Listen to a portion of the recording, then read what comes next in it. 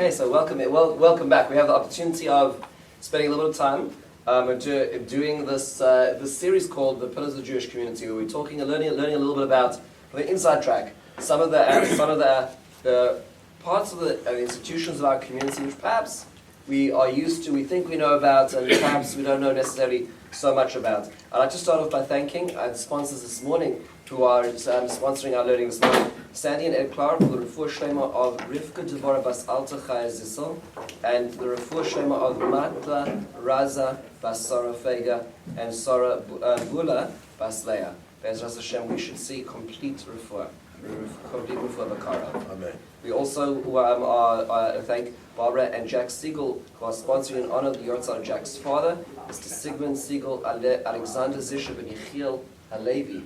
The Shmosai Edlin, the Yortzeit just tonight. Tonight, and the Shama should have an aliyah. Let's get going. So today we're going to spend a little bit of time thinking a little bit about the Jewish day school. We all know about Jewish day schools because we send our kids there, we send our grandkids there. This is something which we think we know a lot about, but I guarantee that we don't know so much about when we do a deep dive. We are very excited to welcome to our shir, our learning today, Rabbi Heshy Glass, who's no stranger, Baruch Hashem, a neighbor and friend to many, and who has helped our children move from their infancy to their independence throughout many of the school systems. Rabbi Glass is the founding national chairman of the Consortium of Jewish Day Schools, and also an educator, spent time as the principal of HELB and of EULA, among many of his educational forays and expertise in the field. He has trained and taught over 60 day school principals, and in partnership with WASC and MSA and ISACS, sat and chaired the evaluation committee and both for public and private schools. He has a master's and graduate level education in essential courses and developed programs to allow Jewish educators to receive state credentialed degrees. He spent many years in Israel under the direction of Moshe Chait, Zechron Livracha, at the Yeshiva Chavetz Chaim in Queens. So Rabbi Glass also has a master's in school psychology from City College and a doctorate in education from Florida International University in '94. Rabbi Glass's goal as the founding national chairman of the consortium is to raise the quality of principal training, development, and mentoring to cultivate a strong leadership skills among current and future principals. So basically, Rabbi Glass is dealing with all the principals, all the leaders of the current generation of education are spending time with Rabbi Glass. And Rabbi Glass very humbly davens in our shul, and we don't even realize what's going on a daily basis. If anybody wants to take a moment to go and visit the consortium, it's right over here, just a few blocks away on Pearsall. And you can see a major operation of curriculum development and of trainings which go on. It's really as something to be proud of in our community. Rabbi Glass, thank you. Thank you, Rabbi Trump. And we're fortunate that we live in a community that has Rabbi Trump and the Young Israel, that he finds all these wonderful programs. So. It's the best, Baruch Hashem. I think it's important to be aware of what's going on in our backyard. So I'm curious just for a little moment. So you spend a lot of time in education, teaching as a principal on the East Coast, the West Coast. Now you came back. How did this circuitous journey lead to your current state of affairs of this broader global view of leadership? So I started out many years ago as a school psychologist. I had a degree from City College uptown, and got married. This is in the 70s, if anybody's that old. And my wife had the idea, let's go to Israel for a year or two, and let's learn. So I joined Rabbi Chait's kollel in Eretz Yisrael. And after the second year, we had a baby. It's her birthday today, so she's 47 years old. You can figure out the math over there. And Rabbi Chait calls me into the office, and he says, I think you should be a principal.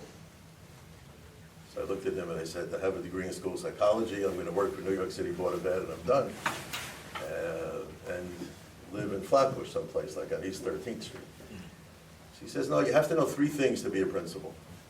First thing you have to know is you should smile, so people will want to come and talk to you. Makes sense. The rabbi likes this.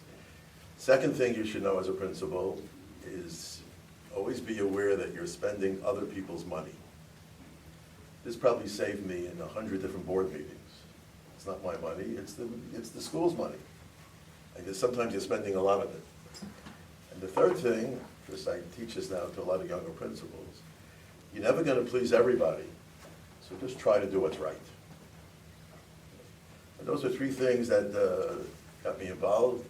My first job as a principal, I was the founding principal of what today is Yeshiva of North Jersey in Bergen County. Did that for the morning. I was the morning principal in those days. And the afternoon, this was 1979, there was a fellow named Rabbi Menachem Genak, who was just hired to run kashrus. Rabbi Genak that year had the opportunity in the afternoon to learn with the Rav Zatzal. So I was drafted by a fellow in Teaneck, Dr. Stephen Cates, who was very active in the OU. He said, in the afternoon you have nothing to do, why don't you go run kashrus? And this way Rabbi Genak can learn with the Rav. So I did that for a year, and then I was offered a position to start a school in Miami. What today is Torah Semis, Torah Academy in Miami. A lot of grandchildren there. Okay, Baruch Hashem. But I started, this was 1980, there was no building, we had a little bus. I lived in North Miami Beach, and the school was in 79th Street in Carlisle. I drove the bus to get the kids to school in the morning. And the school grew. I left in 1985. There were a few hundred kids already. Miami was growing. People were coming down. And that's when I got involved in Florida International University. You know, things happen. It's a little funny. The Federation in Miami had this brainstorm. They were going to fund all the Jewish schools in Miami. There was no Boca, there was no Hollywood then. It was just Miami. And they were looking for a method. How do you fund Jewish day schools? So I was sitting on a committee, and the idea then was hire credentialed teachers. And if you hire teachers with credentials, we'll give you a subsidy of 30% of their salary. So there was an incentive to upgrade the standards at the school. We did this for a year. We had the Hebrew Academy, which Rabbi Gross, Olav Shalom, was the principal. I was running Torah Semis. There was one other school, total, something called Sheikh Hillel in North Miami Beach, if you're familiar with the communities. Chabad was wasn't really getting anywhere. And we did this for a year, and then someone at the Federation says, well, what about the credential of the principal? I wasn't thinking along those lines. Teachers, we understand, what about the principal? So I went to the local university in North Miami Beach, was Florida International, made an appointment, spoke to a fellow named Dr. Fain, who was the dean, and I went for a doctorate in education. One of my fellows who was also in the program, a fellow named Yossi Haber, Olav Shalom. If you knew Miami, Yossi Haber was the principal of the Hebrew Academy High School. And we're sitting there in the summer of 1985, and Yossi looks at me and he says, I was offered a job in Pittsburgh. He says, my wife, his father-in-law was the mayor in town. Miami was much smaller then, everybody knew each other. He says, I really don't want to go to Pittsburgh. I said, Pittsburgh, maybe? He gave me 2 tickets. There was no TSA in those days. I went to Pittsburgh and I became a principal. That summer, unfortunately, you see the Hashkacha Pratis, he was in a very bad car accident in Israel. He was nifta. And I went to Pittsburgh. He's very famous. If you go down to Florida, you mention Yossi Haber, everybody. Spent 3 years in Pittsburgh, and there was a fellow who came from Pittsburgh, the Butler family. Everybody know the Butler family? Okay. Hansi and Donald Butler. So there was a butler in Pittsburgh, there's a butler in Los Angeles, who was a writer. And he told someone that a school in Beverly Hills was looking for an educational director. So I wound up in Beverly Hills with Rabbi Gottesman, Olav Shalom, and spent a few years. He was a parent at my school back in Beverly Hills days. He reminds me all the time. Okay. And spent a few years there. And those of you from this neighborhood could appreciate it. Rabbi Armin Friedman from Hal was retiring. So there's a fellow who lives not so far from here. He made Aliyah recently. His name is Jerry Williams. You guys all know Jerry Williams? Yeah. Jerry Williams' father was very close with the Gottesman family from Oceanside. And he was friendly with Moshe Gottesman. And he asked Moshe Gottesman, do you know anybody that could help us run Hal after Rabbi Friedman retires? He says, I don't know. I'll speak to my brother. Maybe there's someone on the West Coast. A few days later, Jerry Williams shows up in Hillel in Beverly Hills, and he wants to talk to me. And then I was on a plane to come to Long Beach, New York, to run Hal. This was 1992. We lived around the corner. I became a member here in the shul in 1992. This didn't exist. There was the corner, and there was upstairs. The Hashkama menu was upstairs. It was totally different. I did that for about 15 years, ran Hal, and then when I tell principals, you know the famous song from Willie Nelson, you have to know when to hold them. This is a mature group. You have to know when to fold them. So it was like time to leave, because there's a whole new crop of parents and lay leaders and children that weren't there when you started. Even though we had wonderful friends in this neighborhood, people in LA called, said, can they come back and run Beulah High School? Rabbi Tendler was leaving. I went back there for another 6 years to Beulah. And then what do you do when you're an old principal? Like what do you do? What do you do afterwards? Become a consultant. Yeah, no, so the choice was to go to Eretz Yisrael, take out the cup of coffee, put on a pair of sunglasses, sit on a porch, and learn some Gemara, which you didn't have time to do for 35 years. Someone tapped me on the shoulder, an anonymous person, and said, the day schools need some help in North America. Can you help fix the day schools? Why me? Well, you lived in Florida, you lived in Pittsburgh, you lived in LA, you lived in New York, maybe you could help us. So it was like a challenge. What does it mean to help the day schools? And the idea was, can we raise the bar in chinuch, particularly day schools out of town? So it started as a very small operation. This is about 12, 13 years ago. Today we service, Baruch Hashem, 400 day schools. And it's really very exciting. I encourage everybody to get involved. Everyone's welcome to visit the office. It's at 395 Pearsall. We took over most of that building now. And you know, Rabbi Trump is my Rav. And I once remarked to Rabbi Trump, about 5 years ago, I met at Kennedy Airport, I met Rabbi Warren Goldstein from South Africa. I'm sure you know. And Rabbi Goldstein and I talking, we're having a cup of coffee, and he says, what do you do? What do you do? And anyway, today, we service all the Jewish day schools in South Africa. We have a full-time person living there, Rechama Welcher, who works in the rabbi's office. We ship 3 big pallets of materials every year to South Africa. And because they have one Rav for the whole community, everybody does the same thing. So one of the areas that I thought was very important for the Jewish day schools was not to allow every school to decide what's important, because it gets a little complicated. You look back at your history and you say, what gave me the right to decide in Hal, let's say? A lot of these people were Hal parents, have to be careful. I don't get a paycheck from them anymore, so I really. What gave me the right to decide in 3rd grade, we're going to learn Chayesara and not Toldos? We're going to concentrate on Rashi's and we're not going to do Ivrit. I don't know. So if you allow every principal to decide what's important, you have to roll it back a drop. Who gave that principal the right to make that decision? And that's where we got very involved.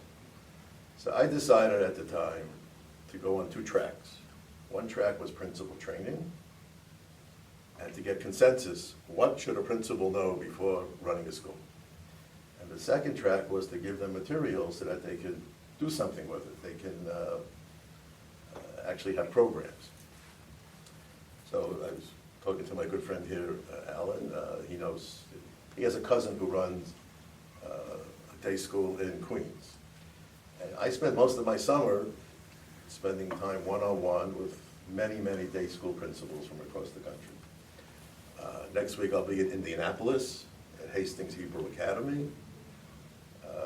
Have a meeting later today with people from Cincinnati.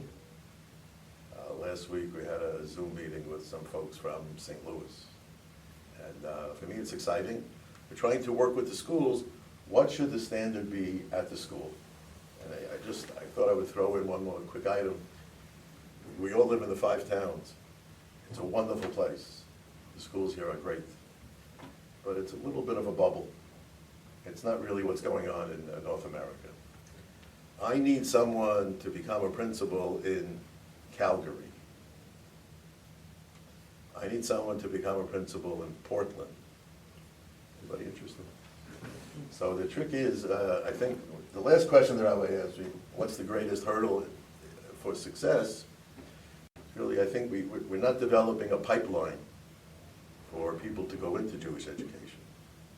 And if we don't develop a pipeline of some sort, we're not going to have teachers, and we surely won't have principals that will go out of town and try and help. But that's like a quick overview. This is what I do, and everyone's welcome to come visit the office. We send out every year, believe Guzma, a little over 100,000 books, which are printed here, and they go all over the place. There's so much to jump to pick on. I'd like to pick up on a few pieces over here. So there's so many questions. Before even getting into the consortium for just a second, is how did you educate your own children when every few years you were transforming another community? I mean, your kids are so I would counsel everyone, marry the right woman. I think I did, right? Yes. That's good advice in general. Good advice in general, but for this in particular. So, you know what's fascinating? The rabbi's right, it's complicated. So Hayom, where should educators come from? And I'll show you how I'm going to answer the question. So I go to a place called Lakewood. Once a fellow or a woman has their kids in the cheder in Lakewood, they're not leaving. Same thing in this neighborhood. Even a YU graduate, once their kids are, let's say, halfway through Halb or Shalamis or wherever, they're not moving to Edmonton. So that's strike 2. Who else is there out there? You have Chafetz Chaim. They're sending people out, but they only go to Chafetz Chaim type schools. I was talking to somebody this morning. He has a kid in Tucson. They just started a branch in Tucson. Yeah, who's right? Rabbi Becker's place. Rabbi Becker. So they just started a day school over here. When we moved out of town, the only other group that's going to go out of town is Chabad.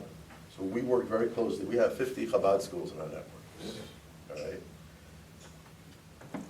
Baruch Hashem, my wife and I have 6 children that made Aliyah. Rabbi Trump knows one of them from Karen Biavna days. So besides all the other problems, the healthy problem is that there's a brain drain. A lot of the best and brightest from our schools made Aliyah. We were successful. So they're not going out of town anymore. But when we moved to Pittsburgh, Pennsylvania in 1988, or 1985, my daughter, whose birthday is today, she was in 4th grade, and she was the only girl in 4th grade that kept Shabbos. Only one. It got worse when we moved to California, but in Pittsburgh, she was the only girl. Today, if you know my daughter, she's the main mechanechet at Machon Ora in Passaic. She lives in Ermont. She married a Hasidic fellow, and she's leading a Hasidic lifestyle. Her son had just had a second baby Friday. We have a bris this Friday in Lloyd's in Yerushalayim for a great grandson. So sometimes when your children are out of town, you rise to the occasion. It doesn't have to be negative, but you need a home that's going to foster it and say, let's have the girls come to us on Shabbos, but you can't go over there. And my wife will tell me now today that it wasn't always so simple moving from place to place. Besides the packing and everything else, there is, one of our kids probably suffered as a result.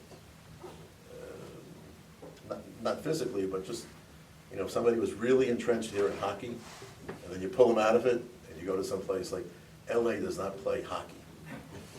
They play basketball.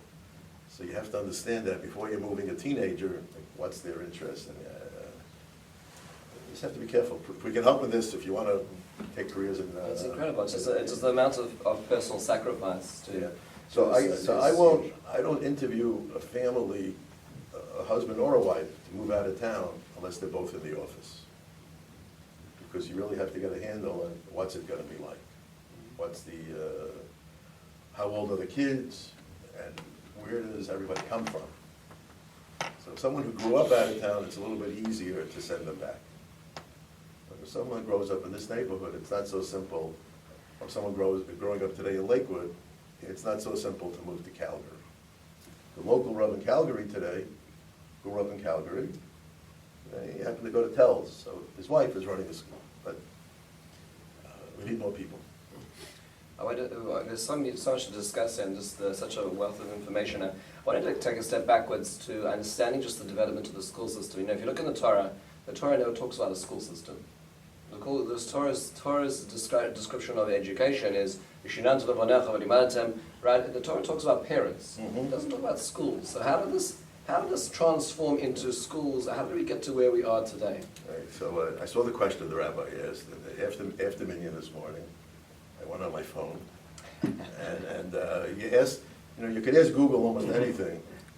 So Google came back. I can't make this up. Google came back with the Gemara in Baba Basra. Dam Rabbi Yehuda Marav Bar Zocher Oso Hishla Tov Yeshua Ben Gam Lashmo. This is a Google gave this morning.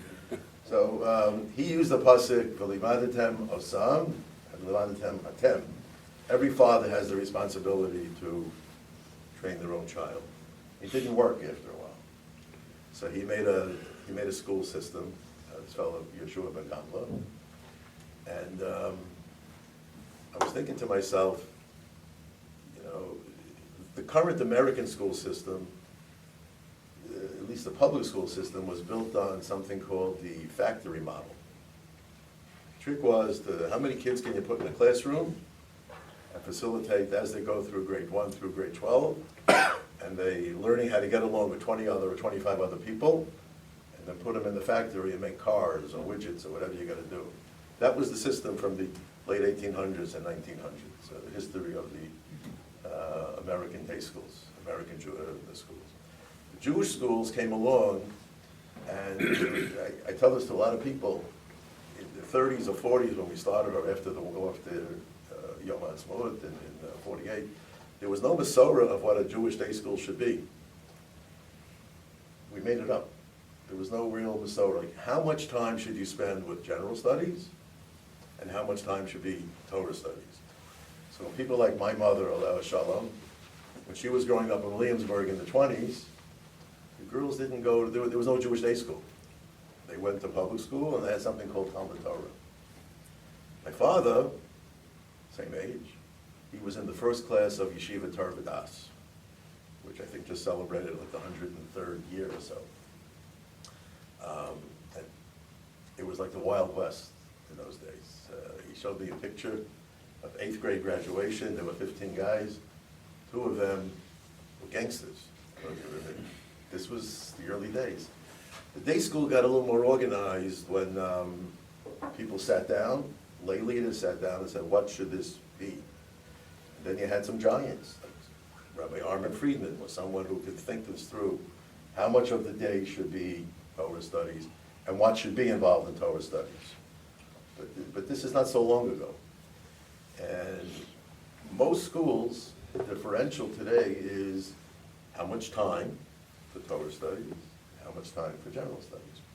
So Hal, for instance, we were very, very specific, 50% and 50%, because that was Rabbi Friedman's hashkafa.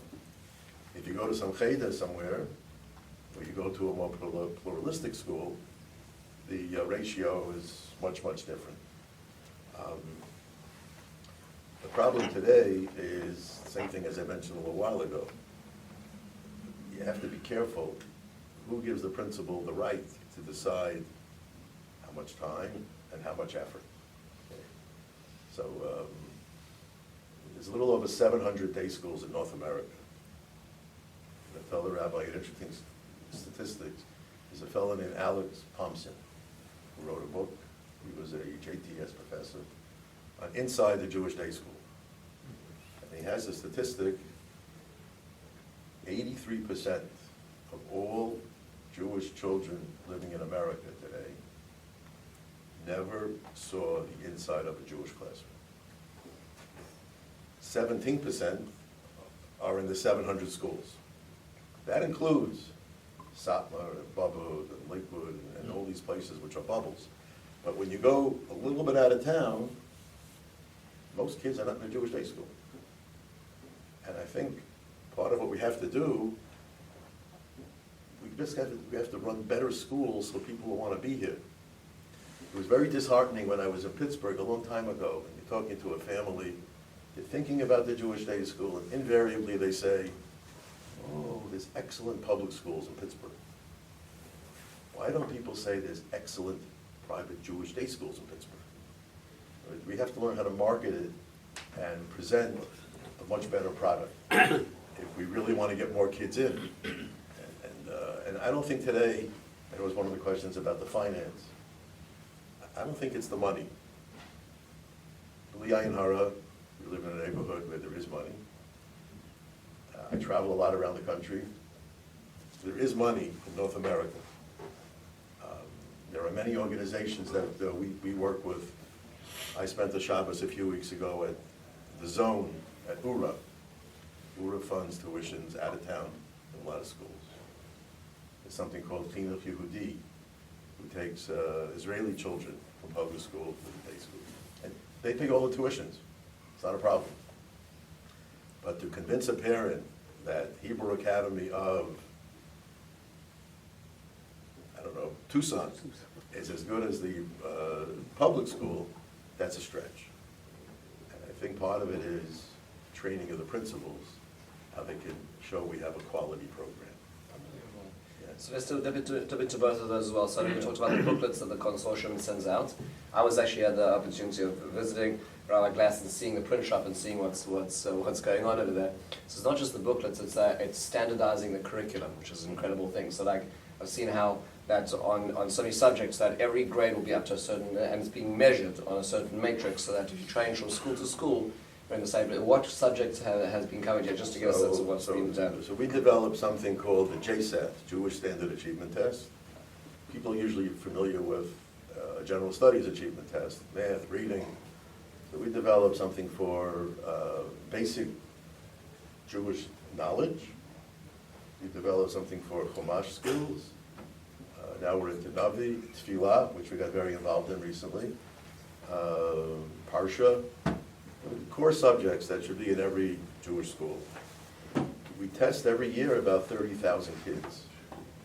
But, I'll give you the weird analogy that I speak about sometimes. Let's say you're running HAL, and it's back to school night this time of the year, and you come into Mrs. Smith's third grade general studies class, and she's talking to you about how great this year is going to be in third grade. And she says, in my class, everything adds up. It's a very positive environment. Math is very, very important. And she uses the word positive and add a few times. So someone's sitting there thinking about it. He goes over to her afterward. Mrs. Smith, you seem like a great teacher. I can't wait for Michael to be in this class. Why do you use the same words a lot? So she says, my class, we don't do subtraction. So what we've allowed in the Jewish school, at least I got to smile at something. What we've allowed is every teacher decide what's important. And then, when they go through all 8 years, the kids might know nothing. So part of what I do at the office, I drink the coffee and hire people. We came up with standards. We interviewed 50 principals in North America, random. What should a fifth grader know?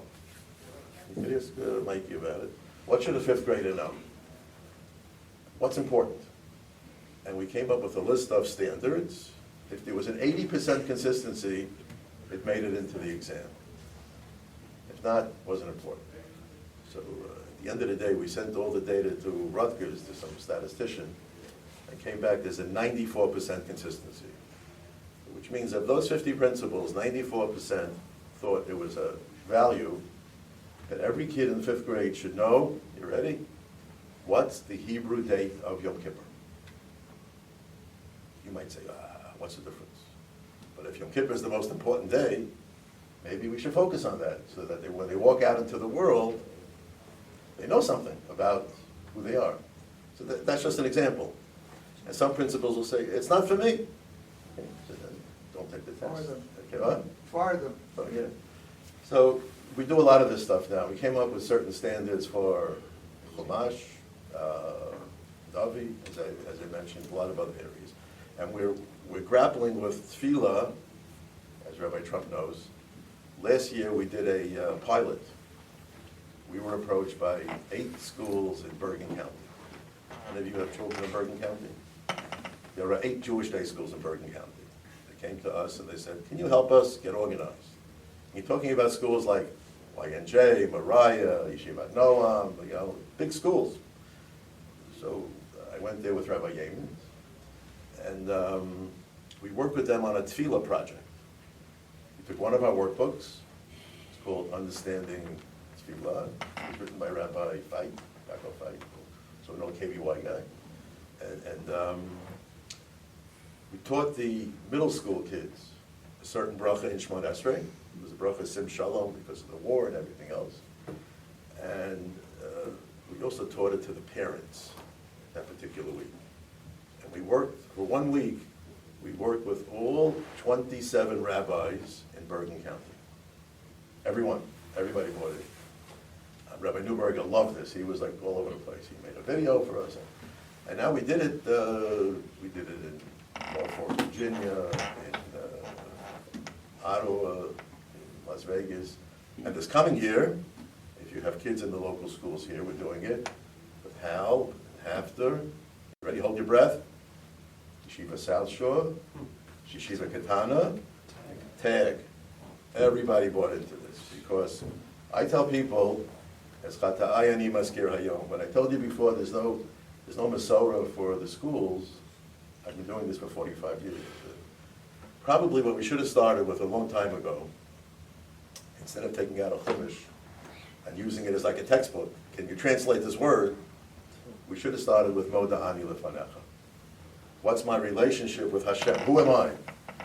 And that's what we're trying to fix now, because again, you can go through 12 years of a Jewish day school, or a Cheder, or a Beis Yaakov, and not know what is Hashem, because we don't talk about it. So now we're starting to talk about it a little bit more, and we realize, with the rabbi's permission, we need parents involved, because otherwise, kids learn what they see their parents doing. If you want your children to call you on a Friday when you get older, so they have to see you calling your parents on a Friday. Otherwise, they're not going to do it. So, anyway. I'm very excited about this. Actually, I was speaking to our Yemens last night about this because there's over 450 kids signed up in this particular one. So I'm very excited to reach out to all the parents and grandparents in our shul to work with those parents to teach the tefillah on the other side, which we're working with the consortium. So it's an incredible alignment of education, which I think is important. So just speaking to that is can you just speak to, in general, having been a principal and seen this, is the parents' role in schooling? Meaning, like, in a certain sense, I feel like sometimes we as parents say to ourselves, we pay so much, right? So we say, it's like kind of my attitude on airplanes. It's like, I paid so much for this ticket. I want to just, take a little, put the earplugs in, and you, the stewardesses, will look after the kids because I paid so much for my ticket. So like, in a certain sense, we view the schools as a grandiose babysitting program. So like, how does this work? So I thought you were going to ask you about the payment stuff. We'll get in a second. So it bothered me many, many years ago when I was first a principal back in Miami. My first board meeting ever as a principal. It was a small school in North Miami Beach, sitting there with about 5 or 6 fellas, and there was no smart boards then. It was an old blackboard with chalk. One fella gets up and says, "Oh, Rabbi Glass, I'm glad you're here as the new principal." There was no principal before. He says, "I think in this school it's important the kids sing Hatikva every morning." Goes to the board, writes the word Hatikva because we're setting up the school. Another fella gets up and says, "Ooh, I think it's very important that we don't sing that thing for him. He erases it. My first board meeting. So that's like chaos. So I tried to figure out what's the role of a parent in a Jewish day school. So I'm a little crazy. I was going for my doctorate in Florida. So my dissertation was on parental involvement in private Jewish day schools. I studied what do they do in the other side of the world in public schools. There's something in Baltimore called CREMS, the Center for Research on Elementary and Middle Schools, Dr. Joyce Epstein. She analyzes to the sky. And she came out with that there are 6 different types of parents in a school, parent involvement activities. First one, is the child wearing the right shoes? Do they match when they come to school? So a type 1 parent cares how the kid looks when they come to school. That's parental involvement. You know, having lunch or combing their hair. That's type 1. What's type 6? Where you go up the type 6 is what I was living through in that first board meeting. It's parents not worried about their own children, but they're telling you about other people's kids. Okay, that's called a board member. Once you understand that you can categorize somebody as being a type 1 or a type 6, then it's a different type of relationship. So what the research shows us, to cut to the chase, I found this in HALB, by the way. Did a lot of surveys in the early years. Found this on the West Coast, and Dr. Epstein corroborated it in the Baltimore public schools. The only thing that makes a difference as a parent is if you're a type 4 parent. Now, I never spoke about this publicly, but type 4 is parents that learn with their own children. They got back to what the Gemara was talking about. Type 4 statistically will help your child in school. Nothing else. All the other things are, you have to do it. I can come to the school, a type 3 parent, they're on the bus helping with a trip or serving pizza, they're walking all over the building, all kinds of different things. So this is what I studied. So be a type 4 parent, okay? The schools today, I think, have taken on responsibilities which they weren't supposed to. Every school has a social worker, a guidance counselor, a behavior therapist, you name it. They have all kinds of support services. That was never part of what Yeshua ben Gamla was talking about. Yeshua ben Gamla said, you're busy, you're in the field, let's learn, make sure the child knows how to daven, to learn. It wasn't supposed to be the social worker and the psychologist and, people are getting all kinds of issues. I remember calling in Dr. David Tolkowitz so many times for crisis in families. Okay, I don't know who they use today. I guess what's his name? Dr. Blumenthal worked in HAL. He was our school psychologist. He tested every kid, right? If you had a child in kindergarten, you couldn't get into first grade until I read a report from Norman Blumenthal about the child. Okay, that was it. So parental involvement, it needs a system. You can't just assume that every parent knows what they're supposed to do, but I'm not sure it's the school's job to train the parents. Although on the other hand, I'll say something which I feel strong about. The client at a school is not the child. The client is the parent. Because the parent is the one that signs the registration form, is servicing the client through the child. But if you don't have a relationship with the client, you're not going to be successful with the child. So that's why the question comes up sometimes, and I deal with this a lot. Where should a principal live? Do you live in the neighborhood, or do you commute? So I lived around the corner, and everybody was Halber Hafner in those days around here. So when people see you and you have a relationship, I think it's better. Some people are scared of this. Like, I'm working all day long, why do I need this on Shabbos also? Why? You can ask me questions at the Kiddush, leave me alone. But if the person has the right attitude that we're friends, and we're in this together, then it's not so bad. Not so bad. People are people. People want the relationship building. Talk about the finances for a minute. Yeah, so we don't dig into that, yeah, because to come to that finances, I guess, I'm just seeing from the rabbinic position now is that, with, the cost of the Jewish day schools and speaking to parents and people really just can't make it. Just can't, although there's a certain amount of the community that is able to make it, but I would say that certainly today a significant amount of people are having their parents pay for the tuition of their children. Just that it's not sustainable in that respect. So what happens is that you hear around the Shabbos table people saying things like the schools are wasting money, the schools are doing excess things. Like you just speak about the cost of education right now, because we have very, very smart and very intelligent, business savvy board members of the schools working on this all the time.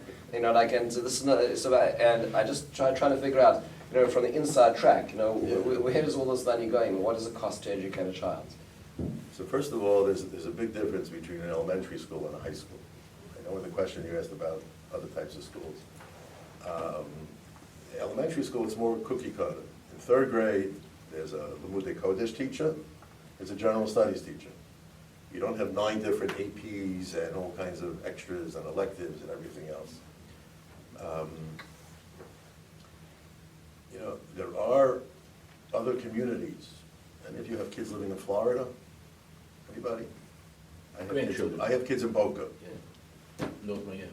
They get $8,000 per child from the state of Florida. My Mechut did that. Dr. I was in Phoenix last week. Phoenix is $13,000 per child from the state. We, in this neighborhood, you're paying twice. You're paying taxes and also tuition, which is a heavy burden. The schools probably could run a little bit more leaner if we didn't expect so much from the schools. The model, I think, which I spoke about on one of these podcasts a few years ago, we could learn from our cousins someplace. You go out on Long Island, there's something called the Archdiocese. There is one, there's many of them. The Archdiocese, the tuitions in the Catholic schools are small. It's much cheaper. What they do is, they have one back office for all the schools. So the local Catholic school does not have a business office. It's amazing. The Archdiocese handles all the finances for the entire district. We somehow decided that every school needs its own back office, which could run a lot of money, and we don't want to share. So in a place like the Five Towns, theoretically, you could have one back office doing all the tuition billing and all the accounts payable, without saying, oh, so this principal's earning a little bit more than that one, but who cares? Have a financial officer take care of it. Same thing when it comes to areas like IT. Anybody here ever go to Target? You go to Target. Okay. You ever see a technology guy at Target worrying about the computers? You never see this. Or the local bank. They rely on a back office to take, and Target cannot afford to have the computers go down. And somehow they're always working. Capital One Bank, the computers work. In the yeshiva, we have to hire an IT guy. Why? Have an office someplace that handles all the IT needs for all the yeshivas. Insurance, purchasing, all these things which add up after a while, make it easier. There was another thing which I did in the Hal days. Some of you hopefully appreciated it. When I first got to Hal, Limudei Kodesh was in the morning. So a Rebbe would work till 12:30, 1 o'clock. Then I don't know what he did in the afternoon. And we were hiring some excellent Rebbeim who are still there. So we came up with this proposal. We hired full-time Rebbeim. So someone like, throw out a nice name, Rabbi Libman, for instance, who's sitting Shiva today, unfortunately. So Rabbi Libman, instead of just running one 4th grade in the morning, he ran both 4th grades, AM and PM, and he had a general studies teacher opposite him. It was just a lot more efficient. Instead of paying a premium for half a day, you're paying a full-time salary. He's much happier. General studies teacher's much happier. Everybody's working full-time, and you have a better quality of instruction. It saved some money, but it also made the program, I think, much healthier. The other thing which the church does, we don't do that well. the schools are not the parents' responsibility. It's the community's responsibility. Most people in this room looking around are grandparents already, Baruch Hashem. Okay? And school, and I think this is where the rabbi was going with this whole 5-part series, it's not the parent saying, I have to worry about the finances of a school. It's the community saying, we need schools. Yeshua Magamla told us this is important. And as a community, if we don't educate the next generation, we're going to be in trouble. So the community should really assume the achrayus, either politically, go talk to the people up in Albany and make it work, or financially, have the right program so that we can afford what's going on. Otherwise, it's going to be dangerous, because as the rabbi mentioned, it'll just get too expensive. You have to pay for a mortgage, and for the car, and tuition. I know a guy out in LA who's paying tuition for his grandchildren. He's a very influential person out there. He pays over $250,000 a year after taxes for his grandchildren. Some go to SAR, some go to Ramaz, some are on the West Coast, and it's very expensive. So I said, is it worth it? He says, what should I do? I want my grandchildren to marry Jewish people. I'm afraid. He's working like 18 hours a day to make sure his grandchildren have tuition. I don't think it's the right thing for the community. The schools have to sit down together and work it out. We're just curious, why is it like, let's say as an example, in the more yeshivish communities, you go to Queens or Lakewood, the constitution is lower. Why is it the modern schools in general are a little more expensive? So I got involved recently with a big school in Lakewood. One school there services 6,000 children. And I met with the head of school because I just brought over a principal from South Africa who's going to be working in Lakewood. And I asked them, how does it work? There's a minimum tuition. Everybody pays, I think, $3,000 or $5,000. That's it. The classes have 30 kids. They don't offer a gym class or an art class or a music class or definitely not a computer class. And the Rebbe gets a certain amount. General studies teacher gets very little, actually. And they just keep it lean and mean. There's no other expenses. And they do go to grandparents, not for tuition. They go to grandparents to help build the buildings. So you go all over Lakewood, you'll see base something or another. And it's grandparents giving money. Some of them are giving the money so that their grandchild will have a seat in the school. Otherwise, they say, we have no room, which is how it's happening a lot today. What's they don't pay the Rebbe's a lot of money. In general, yeah, but it has to sound like it's just what's to stop the race to the top? Meaning, there's no regulating body saying to the schools, you don't need a $50,000 open house. You don't need to have a choreography class because the school next door started. Like, what's stopping the schools just from adding and adding and adding because the parents demand, and therefore the rest of the parents have to pay for it? Like, how do we do that? So my first year at ULA, which was like in 06, 07, something like that, there was a Shabbaton for the whole school. We went out to a retreat in Big Bear. If you're familiar with California, a ski resort on top of Big Bear, wild. And I got the bill for the Shabbos, it was over $50,000. This is nuts. Most of the kids didn't keep Shabbos, unfortunately. It didn't make a difference. They were running around the whole time. We stopped it the next year, and I promoted giving each Rebbe a few extra dollars.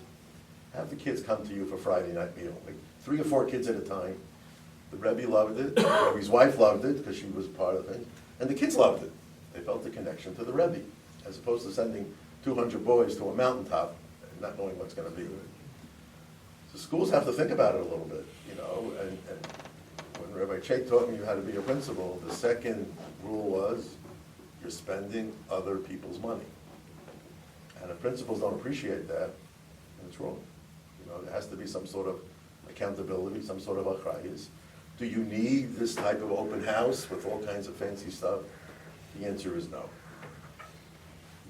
We need to market Jewish day schools a little bit better, not in the 5 towns per se, but in Calgary, right, which have Jewish people in, or in Portland, they have Jewish people in these places. We're opening up a new Jewish day school now, believe it or not, in Sarasota, Florida. It's Jews. Someone came to us, can you help us with the school? So we're involved in Sarasota. We have Tampa, Orlando, Sarasota is right between them.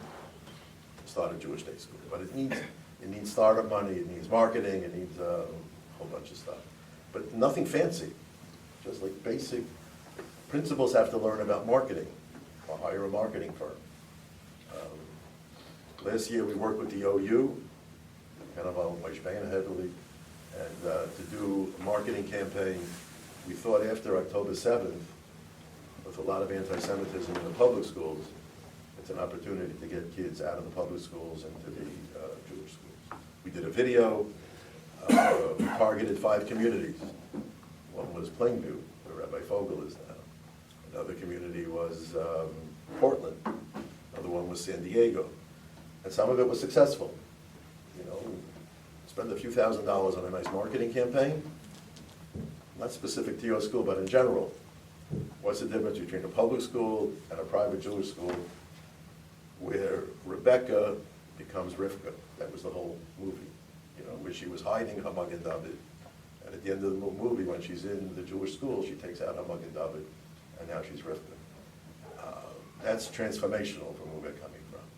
But we need more of that instead of just, I don't know, spending a lot of money on glitz. You're right. Incredible. There's so much more to discuss today. I guess we go just to close on this is that you've seen so much. What gives you hope? What gives you hope? What makes you optimistic about the future of the day school program? So I tell principals, I'm probably the oldest guy in Chinuch today. If you stay with it long enough, you see the results. You see what the kids become. So today, if you go to Israel, by the way, places like Ramat Beit Shemesh, Neve Shamir, hey, half the place, right, is our students. You know, and it's wonderful. You wind up, you shouldn't, in Shari Tzedek emergency room. Both doctors that manned the room came out of hell, okay? 2 girls who in 6th grade I would have said, what? They're now running the emergency room at Shari Tzedek.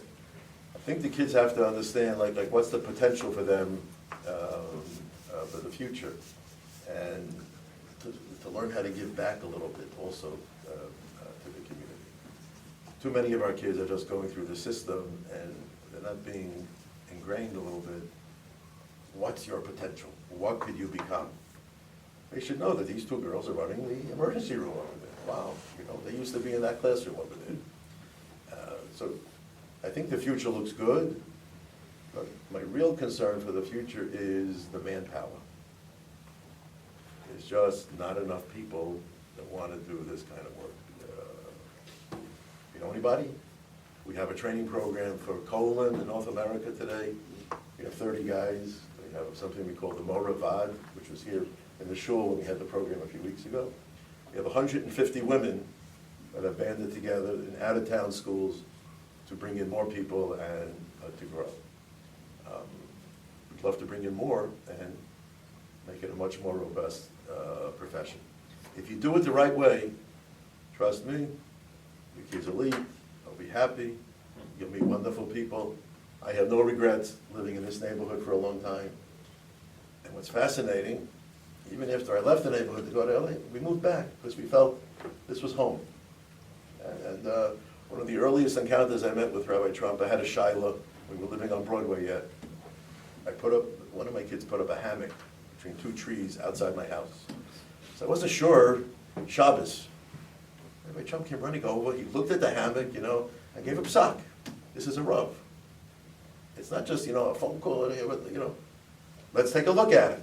Remember that? So that maybe is very special. This was home. And we moved a few blocks away, we're now on Central Avenue. And every morning I'm still here, and it's wonderful people. This is a real home for growth, for Torah, for everything else, and believing in Eretz Yisrael, and we should capitalize on it. But I would encourage the shul, bring in other communities to see it. We need to see what the potential of a community could be. Guys, this is really, really eye-opening and really appreciative. I just want to encourage everybody to, if you want to just see what's going on, want to be impressed by what's going on in education, go to Pearsall, just see what's going on in the consortium. It's a consortium. It's a revolving door. 395 Pearsall, anytime. And this is really amazing. And this is Rabbi Glass, who very quietly and humbly davens at our early minyan every morning. You don't realize what's going on, changing the lives of tens, hundreds of thousands of Jewish lives. Rabbi Glass, thank you so much. Thank you, Rabbi. It's been a great